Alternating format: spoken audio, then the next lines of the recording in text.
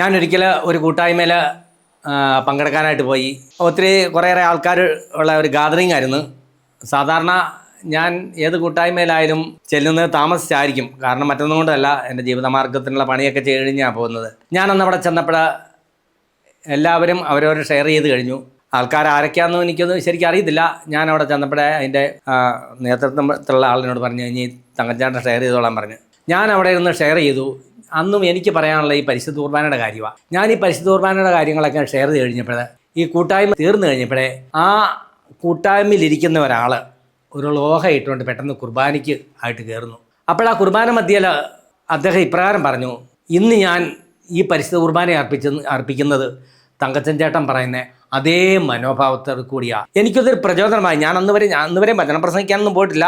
തങ്കഞ്ഞാണ്ട് ഇനി ഇത് വേദികളിൽ ചെന്ന് പ്രസംഗിക്കണമെന്ന് പറഞ്ഞു. ഞാൻ പറഞ്ഞു, എനിക്ക് വേദികളിൽ എനിക്ക് അറിയത്തില്ല, പ്രസംഗിക്കാൻ അറിയില്ല. തങ്കഞ്ഞാണ്ട് ഇത് മാത്രം പറഞ്ഞാൽ മതി എന്ന് പറഞ്ഞു. അങ്ങനെയാണ് വചനപ്രഘോഷണ മേഖലയിലേക്ക് ഞാൻ കടന്നു വരാൻ കാരണമായത്. പ്രിയപ്പെട്ട ദൈവമക്കളെ, ദൈവത്തിൻ്റെ വചനം പ്രസംഗിക്കുന്നത് ഏറ്റവും ശ്രേഷ്ഠമായൊരു കാര്യമാണ്. ദൈവവേല ചെയ്യുക എന്നുള്ളത് ഏറ്റവും വലിയൊരു ശ്രേഷ്ഠമായ കാര്യമാണ്. അതെനിക്ക് മനസ്സിലാക്കി തന്ന ഒരു അനുഭവം നിങ്ങളുമായിട്ട് ഞാൻ പങ്കുവെക്കാൻ ആഗ്രഹിക്കുവാണ്. ഞാൻ ഇങ്ങനെ പരിശുദ്ധ കുർബാനയെക്കുറിച്ച് ഇങ്ങനെ പ്രസംഗിക്കാൻ തുടങ്ങി കഴിഞ്ഞപ്പോഴത്തേന് ആൾക്കാരെല്ലാം എന്നോട് പറഞ്ഞു, തങ്കച്ചേട്ടൻ ഈ കാര്യങ്ങളൊക്കെ പുസ്തക രൂപത്തിൽ എഴുതണം, അങ്ങനെ മറ്റുള്ളവരിലേക്കും കടന്ന് ചെല്ലണമെന്ന് പറഞ്ഞ് അങ്ങനെയാണ് ഞാൻ ഇതെൻ്റെ ഓർമ്മയ്ക്കായി ചെയ്യുന്ന ഒരു പുസ്തകം എഴുതി. ഇപ്പോൾ 105 പതിപ്പുകൾ കടന്നു. 4 ഭാഷകളിലേക്ക് അത് തർജ്ജമ ചെയ്യപ്പെട്ടു.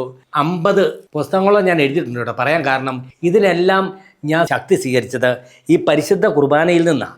ഈ കുർബാനയിലേക്ക് നമ്മൾ അടുത്ത് കഴിയുമ്പോൾ നമ്മുടെ ജീവിതങ്ങളൊക്കെ രൂപാന്തരപ്പെടും കേട്ടോ. അതോടൊപ്പം തന്നെ ദൈവവേല ഏറ്റവും വലുതെന്ന് എനിക്ക് മനസ്സിലാക്കാം. കാരണം കാരുണ്യവർഷം, സഭ ഒരു കാരുണ്യവർഷം പ്രഖ്യാപിച്ചായിരുന്നു. ഈ പരിശുദ്ധ കുർബാനയിൽ നമ്മൾക്ക് പങ്കെടുത്ത് കഴിയുമ്പം നമ്മളെ ആത്മാവങ്ങ് നയിച്ചോളുവേ. പിന്നെ നമ്മൾ മറ്റൊന്നിനൊക്കെ നമ്മൾ കേട്ടില്ല, പാവനാത്മൻ ദൈവം എന്നെ നയിച്ചിടുമ്പോൾ അനുദിനം അതിശയം ചെയ്തിരുന്ന ഒരു പാട്ടില്ലേ, അതെ. അപ്പോൾ ഒരു ദിവസം കുർബാന കഴിഞ്ഞപ്പോഴേ എനിക്കൊരു തോന്നൽ, എൻ്റെ മനസ്സിലൊരു ചിന്ത ഇങ്ങനെ വരുവാണ്. പിന്നീട് ഞാൻ വചനപ്രഘോഷകനായി കേട്ടോ. അത് കഴിഞ്ഞുള്ള കാര്യമാണ് പറഞ്ഞത്. തങ്കച്ച നീ ഇരട്ടയാട്ടിലോട്ട് പൊക്കോളാം എന്നുള്ളൊരു ചിന്ത എൻ്റെ മനസ്സിലേക്ക് കടന്നു വരുക. അപ്പം ഞാൻ ഇരട്ടയാട്ടിലേക്ക് ചെല്ലുവാണ്. അന്ന് കാരുണ്യവർഷ സമാപനത്തിൻ്റെ ദിവസമാണ്. കാരുണ്യപ്രവൃത്തികൾ ചെയ്തവരെല്ലാവരെയും ആദരിക്കുന്ന ഒരു സമൂഹത്തിലേക്കാണ് ഞാൻ ചെല്ലുന്നത്. അപ്പോഴവിടെ 10 കാരുണ്യപ്രവൃത്തികൾ ചെയ്ത വിശിഷ്ട വ്യക്തികളെ ആദരിക്കുന്നുണ്ട്. അപ്പോൾ അതിലെ ഏറ്റവും പ്രധാനം പി.യു. തോമസിയണ്ണ, പി.യു. പിന്നെ കുറ്റിക്കലച്ചന്, പടമുഖത്തെ രാജു ബ്രദർ, ഇവരെയൊക്കെ അങ്ങനെ 10 പേരെയാണ് ഉദ്ദേശിച്ചത്. പി.യു. അന്ന് വന്നില്ല, എന്തോ തടസ്സങ്ങളുമുണ്ട്. അങ്ങനെ 10 വ്യക്തികളെ ആദരിക്കുന്ന ഒരു സമൂഹത്തിലേക്ക് ഞാൻ കടന്നു ചെല്ലുക. അവിടെ ഇരുന്ന് എൻ്റെ മനസ്സിൽ ഞാൻ ഇപ്രകാരം ചിന്തിച്ചു കേട്ടോ. എൻ്റെ ചിന്ത ശരിയാണോ തെറ്റാണോ എന്ന് എനിക്കിപ്പോഴും അറിയത്തില്ല. ഞാൻ ചിന്തിച്ചു, എൻ്റെ ഈശോയെ, കാരുണ്യപ്രവൃത്തികൾ വളരെ വലുതാണ്. കാരണം കാരുണ്യപ്രവൃത്തികൾ ചെയ്താൽ നമുക്ക് സ്വർഗ്ഗരാജ്യത്തിൽ തീർച്ചയായിട്ടും ചെല്ലാൻ പറ്റും. പക്ഷേ ഈ കാരുണ്യപ്രവൃത്തികളെക്കാളും മേലെയല്ലേ സുവിശേഷ പ്രഘോഷണം എന്നൊരു ചിന്ത എൻ്റെ മനസ്സിലേക്ക് കടന്നു വരിക. എങ്കിലും ഞാൻ ഈശോയോട് പറഞ്ഞു, ഈശോയെ, ഏതായാലും കുഴപ്പമില്ല, കാരുണ്യവർഷമായതുകൊണ്ട് അവരെ ആദരിക്കുന്നു, കാരുണ്യപ്രവൃത്തി തീർച്ചയായിട്ടും നല്ലതാണ്. പക്ഷേ ഈ 10 കാരുണ്യപ്രവൃത്തി ചെയ്തവരുടെ കൂടെ ഒരു സുവിശേഷ പ്രഘോഷണം കൂടെ ഇരുത്തിയിരുന്നെങ്കിൽ എത്ര നല്ലതായിരുന്നു ഈശോയെ എന്ന് ഞാൻ ഈശോയോട് ഇങ്ങനെ ചോദിക്കുവാണ്. ഞാൻ എൻ്റെ മനസ്സിൽ ചോദിക്കുവാണ്. ആ സമയത്ത് ആ വേദിയിൽ നിന്നുകൊണ്ട് കുറ്റിക്കലച്ചൻ ഇപ്രകാരം പറയുവാണ്, ഈ ഇരിക്കുന്ന സമൂഹത്തിൽ തങ്കച്ചൻ തുണ്ടിയിൽ എന്ന് പറഞ്ഞ ഒരാളുണ്ട്, അദ്ദേഹം ഒന്ന് എഴുന്നേറ്റ് നിൽക്കാൻ പറഞ്ഞു. ഞാൻ അവിടെ എഴുന്നേറ്റ് നിന്നപ്പോഴാണ് എന്നോട് അച്ഛൻ പറയുവാണ്, തങ്കച്ചൻ തുണ്ടിയിൽ ഈ സ്റ്റേജിലോട്ട് കയറി വരാൻ പറഞ്ഞു. ഞാൻ ആ സ്റ്റേജിലോട്ട് അങ്ങ് കയറി ചെന്നു. അച്ഛൻ ഇപ്രകാരം പറയുവാണ്, ആ സമൂഹത്തോട് പറയുവാണ്, നിങ്ങളിവിടെ 10 കാരുണ്യപ്രവൃത്തികൾ ചെയ്തവരെ ആദരിക്കാൻ വിളിച്ചിട്ട് നല്ല കാര്യം തന്നെ.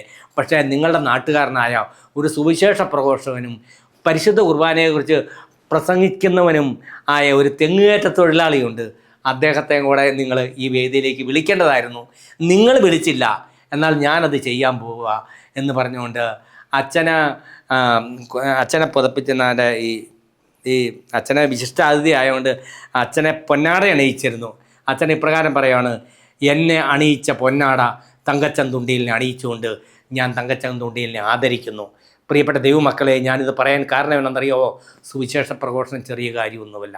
സുവിശേഷ പ്രഘോഷണം ഏറ്റവും സഭയുടെ പ്രധാനമായ ദൗത്യം സുവിശേഷ പ്രഘോഷണമാണ്.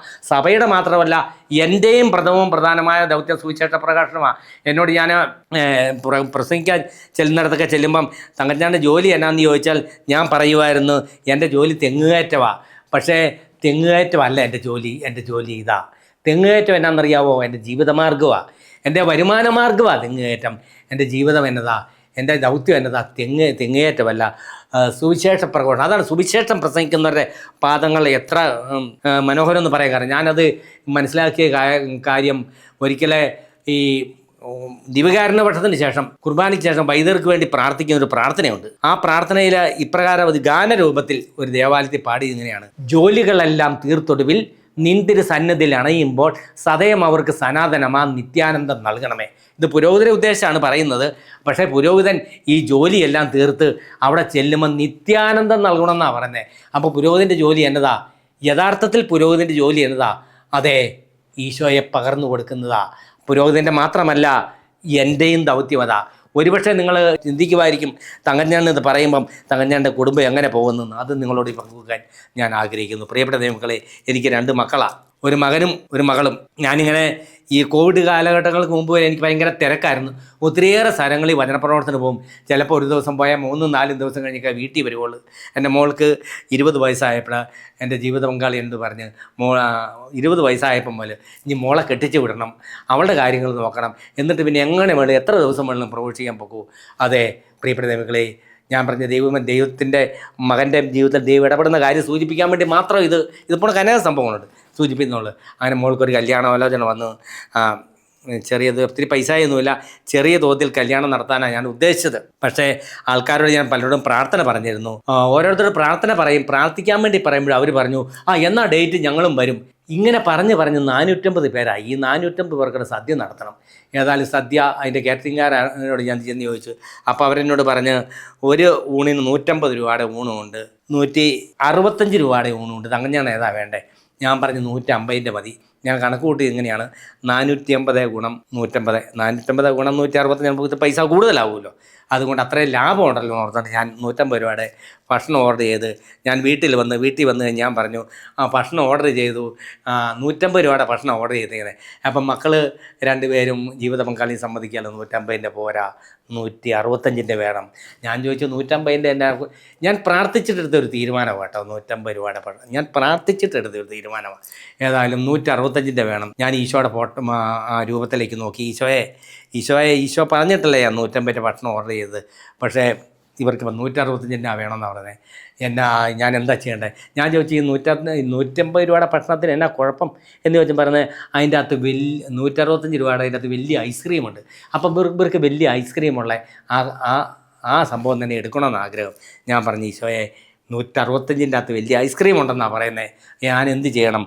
ആ സമയത്ത് ഈ സംസാരിച്ചുകൊണ്ടിരിക്കുന്ന സമയത്ത് എന്നെ ഒരാൾ ഫോൺ വിളിക്കുവാണ്.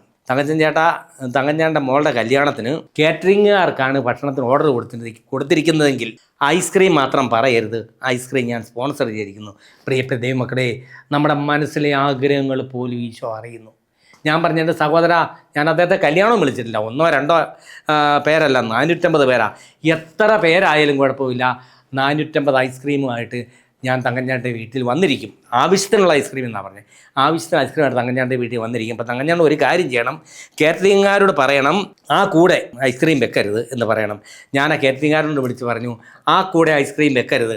ഉടനെ അദ്ദേഹം എന്നോട് പറഞ്ഞ കാര്യമുണ്ട്, ആ കൂടെ ഐസ്ക്രീം വെക്കണ്ടെങ്കിൽ 135 രൂപ തന്നാൽ മതി, 15 രൂപയും കൂടെ കുറച്ചേക്കാമെന്ന്. പ്രിയപ്പെട്ട ദൈവമക്കളെ, ഞാനിത് പറയാൻ കാരണം, എൻ്റെ കല്യാണത്തിൻ്റെ തലേദിവസം ബോംബെയിൽ നിന്ന് ഒരാൾ ഫോൺ വിളിക്കുക. ഞാൻ കല്യാണത്തിന് നല്ല തിരക്കിലാണ്. ഞാൻ വിളിച്ചപ്പോഴേ പറഞ്ഞ, പൊന്നു സഹോദര, ഞാൻ നല്ല തിരക്കിലാണ്, നാളെ എൻ്റെ മോളുടെ കല്യാണമാണ്, അതുകൊണ്ട് 2 ദിവസം കഴിഞ്ഞ് ഞാൻ അങ്ങോട്ട് വിളിച്ചേക്കാം. അദ്ദേഹത്തിൻ്റെ നമ്പർ സേവ് ചെയ്ത് ബോംബെ എന്ന് വിളിച്ചുകൊണ്ട് പേര് പോലും ഞാൻ ഓർക്കുന്നത് ബി എന്ന് സേവ് ചെയ്തു. അദ്ദേഹം എന്നോട് ഉടനെ ചോദിക്കുകയാണ്, തങ്കഞ്ഞേട്ട കല്യാണത്തിന് പൈസയൊക്കെ ആയോ? ഞാൻ പറഞ്ഞു, പൈസയൊക്കെ ഈശോ തന്നു. നമുക്കിപ്പോൾ അതോ പറയാൻ പറ്റുള്ളൂ കേട്ടോ. പൈസയൊക്കെ ഈശോ തന്നുകൊണ്ടിരിക്കുന്നു. നമ്മൾ പറയാലേ ഞാൻ ഉണ്ടാക്കി എന്നൊക്കെ പറയല്ലേ, പൈസ ഈശോ തന്നുകൊണ്ടിരിക്കുന്നത്. തങ്കഞ്ഞേട്ടൻ്റെ അക്കൗണ്ട് നമ്പർ എനിക്ക് തരാമെന്ന് ചോദിച്ചു. ഞാൻ എൻ്റെ അക്കൗണ്ട് നമ്പർ കൊടുത്തു. പ്രിയപ്പെട്ട നിയമങ്ങൾ, നിങ്ങൾ വിശ്വസിക്കുമെന്ന് എനിക്കറിയത്തില്ല. ആ അക്കൗണ്ടിലേക്ക് 10,000 രൂപ ആയിട്ട് തരുക. ആ 10,000 രൂപ എന്തിനാണെന്നറിയോ? പിറ്റേ ദിവസം കേറ്ററിംഗുകാർക്ക് കൊടുക്കാനുള്ള പൈസയുടെ കുറവോടെ പരിഹരിക്കുക. ഞാനിത് പറയാൻ കാരണം, ഈ മനുഷ്യൻ എന്നെ വിളിച്ച് പിന്നീട് പറഞ്ഞൊരു കാര്യമാട്ടോ എന്നെ കരയിച്ചത്. തങ്കച്ചേട്ടാ, എനിക്ക് ഒരു പാൻറ്റും ഒരു ഷർട്ടും മാത്രമേ ഉള്ളൂ. അപ്പം നമ്മളെ സഹായിക്കാൻ ആരാ ഉള്ളത്? സമ്പന്നർ വേണമെന്നില്ല പ്രിയപ്പെട്ട ദൈവങ്ങളെ. എന്നെ സഹായിച്ചത് ഒരു പാൻറ്റും ഒരു ഷർട്ടും ഉള്ളൊരു മനുഷ്യനാണ്. എന്തിന് പ്രചോദനം തോന്നിയെന്ന് എനിക്ക് തോന്നുന്നു ചിലപ്പം വല്ലോ ദശാംശകാശമൊക്കെ എടുത്ത് വെച്ചത് തരാനായിരിക്കും. അതെ, നിങ്ങൾ ആദ്യം അവിടുത്തെ രാജ്യവും നീതി അന്വേഷിക്കുക, അതോടൊപ്പം എല്ലാം കൂട്ടിച്ചേർക്കപ്പെടുമെന്ന വചനം പറയുന്നത്.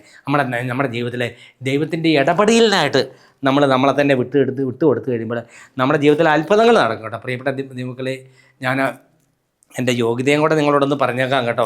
കാരണം നിങ്ങൾ ചിന്തിക്കും, ഈ തങ്കച്ചൻ ചേട്ടൻ ഇങ്ങനെ 50 പുസ്തകങ്ങളൊക്കെ എഴുതിയിട്ടുള്ള ആളാണ്, വലിയ വചനപ്പുറം നടത്താൻ എൻ്റെ ബുദ്ധി, എൻ്റെ യോഗ്യതയും കൂടെ നിങ്ങൾ മനസ്സിലാക്കണം. വേറെ ലോകത്തെക്കുറിച്ചുള്ള ഒരു ചിന്തകൾ പോലും, ലോകത്തെക്കുറിച്ചുള്ള ഒരു അറിവുകളും എനിക്കില്ല കേട്ടോ. ഞാൻ ഓർക്കുന്നു, ഞാൻ ഒരു വലിയ കൂട്ടായ്മയിൽ ക്ലാസ് എടുക്കാൻ പോയി. എന്നെക്കാളൊക്കെ വലിയ വലിയ ആൾക്കാർ അവരോട് ക്ലാസ് എടുത്തപ്പോൾ അവരെന്നോട് പറയുക, തങ്കൻ ചേട്ടൻ ഈ ഇത്രയും വലിയ ആൾക്കാർക്ക് ക്ലാസ് എടുക്കുന്ന ആളല്ലേ, തങ്കച്ചൻ ഈ ലോകത്തെക്കുറിച്ചും കൂടെ കുറേ പഠിക്കണമെന്ന് പറഞ്ഞു. ഞാൻ ലോകത്തെക്കുറിച്ച് പഠിച്ചിരുന്നെങ്കിൽ ഞാൻ ഇപ്പം നിങ്ങളോട് പ്രസംഗിച്ച രീതി പ്രസംഗിക്കില്ലായിരുന്നു. എനിക്കൊരു പ്രത്യേകത ഉണ്ട്. ഞാൻ ഈ അനുഭവത്തിലേക്ക് വന്നേ പിന്നെ സിനിമ കാണുകയില്ല, പേപ്പർ വായിക്കുകയില്ല, റേഡിയോ കേൾക്കുകയില്ല, സീരിയൽ, അങ്ങനെയുള്ള ഒരു കാര്യങ്ങളും ഇല്ല. അതുകൊണ്ട് ലോകത്തെക്കുറിച്ചുള്ള ഒരറിവ് എനിക്കില്ലായിരുന്നു. പക്ഷേ ഞാൻ ഒരിക്കൽ ഒരു മാസികയുടെ പ്രചരണമായിട്ട് ഒരു പള്ളിയിൽ ചെല്ലുവാണ്. സ്നേഹത്താടുവരെ എന്ന് പറഞ്ഞ ഒരു മാസിക പ്രചരിപ്പിക്കാനാണ് ഞാൻ ചെല്ലുന്നത്. ഈ മാസികയായിട്ട് നമ്മുടെ വികാരിച്ചൻ തലേദിവസം ഞായറാഴ്ച വിളിച്ച് പറഞ്ഞു. വികാരിച്ചൻ്റെ അച്ഛനോട് പറഞ്ഞു, അങ്ങനെ ഇച്ചിരി സൂക്ഷിച്ചോണം കേട്ടോ ഈ ഇടവക. കാരണം ഈ ഇടവകയിൽ ഈ മാസികയുടെ പേരിൽ തന്നെ വൻ തട്ടിപ്പ് നടത്തിയ ഒരു ഇടവകയിലെ ഇതൊക്കെയാണ് തങ്കച്ചാണ് ചെല്ലുന്നത്. അതുകൊണ്ട് തങ്കച്ചാണ് ചെല്ലുമ്പോൾ ഒരു കാര്യം ചെയ്യണം, ആൾക്കാർ പ്രകോപിതരാകാൻ സാധ്യതയുണ്ട്, അതുകൊണ്ട് തങ്കച്ചാൻ ആ കാര്യം ശ്രദ്ധിച്ചോളാം എന്ന് പറഞ്ഞു. ഞാൻ പറഞ്ഞു, ഞാൻ ശ്രദ്ധിച്ചോളാം അച്ഛാന്ന് പറഞ്ഞു. ഏതായാലും തലേ ദിവസം ആ ഇടവകയിൽ വൻ തട്ടിപ്പ് നടത്തി, ഇതേ മാസികയുടെ പേരിൽ തന്നെ. ഏതായാലും ഞാൻ ആദ്യം ഒരു വീട്ടിലേക്ക് വീട്ടിലേക്ക് കടന്നു ചെന്നപ്പോഴേ ആ ചേട്ടൻ എന്നെ കണ്ടപ്പോഴേ ചോദിച്ചു, ചേട്ടാ താൻ ഉടായിപ്പാണോ എന്ന് ചോദിച്ചു. ഞാൻ ആദ്യം കേൾക്കുമോ കേട്ടോ, എനിക്ക് ലോകത്തിൻ്റെ അറിവ്, ഉടായിപ്പാണെന്ന് ചോദിച്ചു. ഞാൻ പറഞ്ഞു, ഞാൻ ഉടായിപ്പല്ല, ഞാൻ തങ്കച്ചന്തുണ്ടിയിലാണെന്ന് പറഞ്ഞു. ഉടനെ അദ്ദേഹം പറയാണ്, തന്നെ കണ്ട ഒരു ഉടായിപ്പാന്ന് തോന്നുന്നു എന്ന് പറഞ്ഞു. അപ്പോൾ ഞാൻ ഓർത്ത് ഉടായിപ്പെന്ന് പറഞ്ഞ ഒരു മനുഷ്യനായിരിക്കും. ഞാൻ പറഞ്ഞ് ഉടായിപ്പിൻ്റെ ഷേപ്പൊക്കെ എനിക്കുള്ളൂ, ഞാൻ ഉടായിപ്പല്ലെന്ന് പറഞ്ഞു. ഉടനെ അദ്ദേഹം പറയാണ്, ഇങ്ങനെയൊക്കെ പോയാൽ താനൊരു ഉടായിപ്പ് ആവുമെന്ന് പറഞ്ഞു. അപ്പം ഞാൻ ഓർത്ത്, ഇങ്ങനെ പോയ ഉടായിപ്പെന്ന് പറയുമ്പോൾ എന്നതാ, അത് നല്ല പദവി വല്ലതുമായിരിക്കും. ഞാനത് ഷെവലിയാരെന്ന് പറയുന്നവർക്ക് ഞാൻ ഉദ്ദേശിച്ചത് ഷെവലിയാരെന്ന് പറയുന്നവർക്ക് വല്ല പദവിയായിരിക്കും. ഞാൻ ഇന്നാരെ ആ ചേട്ടനോട് പറഞ്ഞു, ചേട്ടാ അങ്ങനെയാണെങ്കിൽ ഞാൻ നല്ല ഒരു ഉടായിപ്പാകാൻ വേണ്ടി എനിക്ക് വേണ്ടി ഒന്ന് പ്രാർത്ഥിക്കണമെന്ന് പറഞ്ഞു. ഇത് പറഞ്ഞു കഴിഞ്ഞപ്പോൾ അദ്ദേഹം ഞാനവിടെ നിന്ന് 100 രൂപയാണ് പ്രതീക്ഷിച്ചത്. ആ വരിസംഖ്യ 500 രൂപ എടുത്ത് തന്നിട്ട് പറഞ്ഞു, താൻ ഇവിടെ നിന്ന് ഇറങ്ങിക്കോളാമെന്ന് ചോദിച്ചു. ഇറങ്ങുന്നതിന് മുമ്പ് ഞാൻ പെട്ടെന്ന് ഈശോയുടെ രൂപത്തിലോട്ട് നോക്കി ഞാൻ മനസ്സിൽ ഇപ്രകാരം പ്രാർത്ഥിച്ചു, ഈശോയെ നീ എന്നെ നല്ല ഒരു ഉടായിപ്പാക്കണമെന്ന് പ്രാർത്ഥിച്ച് അവിടുന്ന് ആ സ്റ്റെപ്പ് ഇറങ്ങിയപ്പോൾ ഒരു കന്യാസ്ത്രീ എന്നെ ഫോൺ വിളിക്കുക, തങ്കച്ചേട്ടൻ എന്നാ പ്രാർത്ഥിച്ചാലും ഉത്തരം കിട്ടുന്നതാ, ഈശോ ഉത്തരം തരുന്ന ഒരാൾക്ക് വേണ്ടി പ്രാർത്ഥിക്കണം, ആളൊരു ഉടായിപ്പാന്ന് പറഞ്ഞു. അന്നാരം ഞാൻ ഓർത്ത്, ദൈവമേ എനിക്കൊരു ഉടായിപ്പാകണമെന്ന് ആഗ്രഹിച്ച ആ നിമിഷങ്ങളിൽ തന്നെ ഒരു ഉടായിപ്പിനെ നീ എനിക്ക് പരിചയപ്പെടുത്തി തന്നല്ലോ. ഞാൻ സിസ്റ്ററോട് പറഞ്ഞു, സിസ്റ്റർ ഒരു കാര്യം ചെയ്ത്, സിസ്റ്റർ ആ ഉടായിപ്പിനെക്കുറിച്ചുള്ള ഡീറ്റെയിൽസൊക്കെ ഒന്ന് പറയാൻ പറഞ്ഞു. ആ സിസ്റ്റർ ആ ഉടായിപ്പിനെക്കുറിച്ച് ഡീറ്റെയിൽസ് പറഞ്ഞപ്പോഴാണ് എനിക്ക് മനസ്സിലായത് ഉടായിപ്പെന്ന് പറഞ്ഞ ഇതാണ്. പ്രിയപ്പെട്ട ദൈവങ്ങളെ, ഞാനൊരിക്കൽ ഈ ഒത്തിരി വിശുദ്ധരുടെ ജീവചരിത്രം വായിക്കാന്ന്, ചാവറ പിതാവിൻ്റെ ഒരു ജീവചരിത്രത്തിൽ ഇപ്രകാരം ഇത് കാര്യം കൊടുക്കുന്നത്, നിങ്ങളുടെ ജീവിതത്തിൽ ഒരു പരോപകാര പ്രവൃത്തിയെങ്കിലും ചെയ്യാത്ത ദിവസം നിങ്ങളുടെ ജീവിതത്തിൽ ഉണ്ടാകരുന്ന ചാവറ പിതാവ് പറഞ്ഞത്. അപ്പം ഞാൻ ഓർത്ത്, ഒരു ബസ്സിൽ കയറി, ഞാൻ കട്ടപ്പനയിൽ നിന്ന് പെരുമ്പാവൂർ പോവാണ്, ഒരു ബസ്സിൽ കയറി. ആ ബസ് ഒത്തിരി പിള്ളേർ ബാഗും പുറത്തിട്ടുകൊണ്ട് നിൽക്കുന്നത്. അപ്പം ഞാൻ ഓർത്തൊരു കാര്യം ചെയ്യാം, ഈ ഒരു 5 പരോപകാരപ്രവൃത്തി ചെയ്തേക്കാം. ഒരു 5 പിള്ളേരുടെ ബാഗ് മേടിച്ച് മടി വെക്കുവാണെങ്കിൽ 5 പരോപകാരപ്രവൃത്തി ആവുമല്ലോ എന്ന് ഓർത്തുകൊണ്ട് ഞാൻ 4 പിള്ളേരുടെ ബാഗ് മേടിച്ച് മടി വെച്ച് കഴിഞ്ഞാൽ മൂക്കിൻ്റെ അവിടം വരെയായി. അപ്പോൾ എനിക്ക് മനസ്സിലായി, ഒരു പരോപകാരപ്രവൃത്തി കൂടെ ചെയ്യാനുള്ള സ്പേസ് ഇല്ല. ഞാൻ 5 പരോപകാരപ്രവൃത്തി ചെയ്തേക്കാമെന്നാണ് മനസ്സിൽ തീരുമാനമെടുത്ത്. അപ്പം ഞാൻ ചിന്തിച്ച് ഒരു കാര്യം ചെയ്യാം, അടുത്ത ബസ്സിൽ കയറുമ്പോൾ ഒരു പരോപകാരപ്രവൃത്തിയും കൂടെ ചെയ്യാൻ ഓർത്തുകൊണ്ടിരിക്കുമ്പോൾ ഒരു ചെറുപ്പക്കാരൻ ഓടി എൻ്റെ അടുത്തോട്ട് വന്നിട്ട് ചോദിച്ചു, ചേട്ടാ ഒന്ന് വാള് വെച്ചോട്ടെ എന്ന് ചോദിച്ചു. അപ്പം ഞാൻ ഓർത്ത്, 5 ബാഗ് വെക്കാൻ ഏതായാലും ഇടയില്ല, ഈ 4 ബാഗിൻ്റെ ഇടയ്ക്കോട്ടൊരു വാളും കൂടെ വെക്കുവാണെങ്കിൽ 5 പരോപകാരപ്രവൃത്തി ആവുമല്ലോ. അപ്പം ഞാൻ പറഞ്ഞു, ഒരു മിനിറ്റ് അവിടെ നിൽക്കണം എന്ന് പറഞ്ഞിട്ട് ഞാൻ എൻ്റെ ബാഗെല്ലാം ഈ വാള് വെക്കാൻ ഇടയുണ്ടാക്കാൻ വേണ്ടി ബാഗെല്ലാം അടുത്ത സീറ്റിലോട്ട് വെച്ച് അടുക്കി വന്നപ്പോഴും മൂക്കിൻ്റെ അവിടം വരെ ആയി. അപ്പം ഞാൻ നോക്കിയപ്പോൾ വാള് വെക്കാൻ സ്പേസ് കൊടുക്കണല്ലോ. ഞാൻ നോക്കിയപ്പോൾ ആകെപ്പാടെ ഒരു സ്പേസേ ഉള്ളൂ. എൻ്റെ ബാഗിൻ്റെയും എൻ്റെ ഷർട്ടിൻ്റെയും കൂടെ ഇടയ്ക്ക് ഒരു ഹോള് കിടപ്പുണ്ട്. ഈ ഹോളിലേക്ക് ആ വാളങ്ങ് വെച്ചോളാൻ പറഞ്ഞു.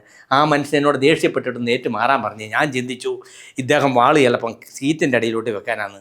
അപ്പം അദ്ദേഹം ചെയ്യുന്ന ആ പ്രവൃത്തി കണ്ടപ്പോഴാണ് എനിക്ക് മനസ്സിലായി, വാള് വെക്കുക എന്ന് പറഞ്ഞ ഇത് പ്രിയപ്പെട്ട ദൈവമക്കളെ, ഞാനിത് നിങ്ങളോട് പറയാൻ കാരണം എന്നാണെന്നറിയാവോ?